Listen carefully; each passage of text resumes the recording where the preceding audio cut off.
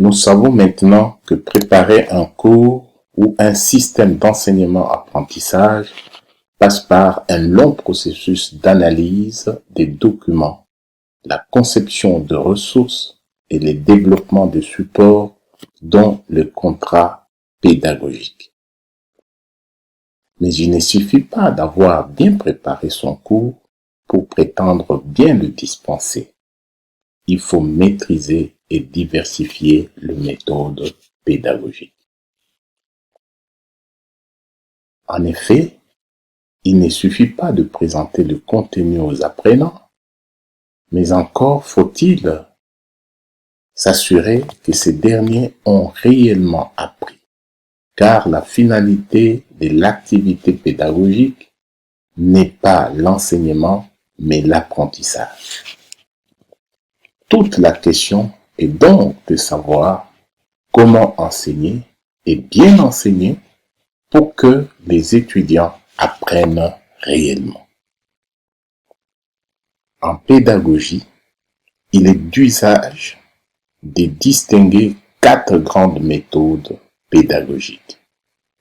La première méthode, c'est la méthode expositive. J'explique et vous écoutez.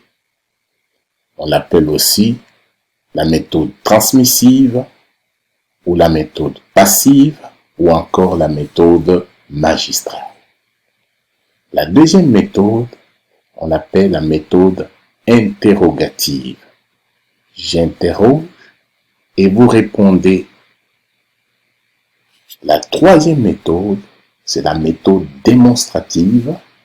Je vous montre et vous appliquez. Enfin, la quatrième méthode, c'est la méthode active. Je vous donne des consignes et vous travaillez. Voilà les 4 grandes méthodes. Nous parlons maintenant du fondement psychologique des méthodes actives. Selon Benjamin Franklin, si tu me dis, j'oublie. Si tu m'enseignes, je me souviens. Et si tu m'impliques, j'apprends. Cette citation de Benjamin Franklin résume en une seule phrase le fondement psychologique des méthodes actives. Plusieurs études ont conduit au triangle des apprentissages ci-contre. Ce triangle donne le taux moyen de rétention des apprenants en fonction des méthodes pédagogiques utilisées. Quand l'enseignant recourt au cours magistral et à la lecture des textes, c'est-à-dire que les apprenants sont en mode réception verbale, les taux de rétention ne dépassent pas 10%.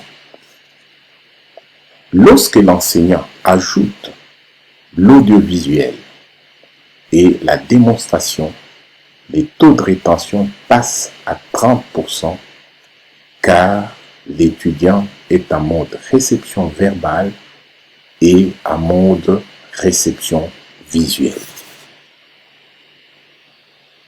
Si par contre, il ajoute la discussion, la pratique et surtout l'enseignement,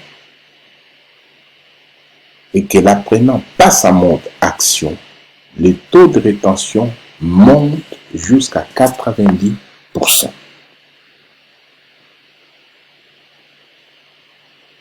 Dans les 2 premiers cas, l'étudiant était en mode passif, bien entendu. Ce n'est que dans les tout derniers cas qu'il est en mode action. La conclusion de ce triangle est simple.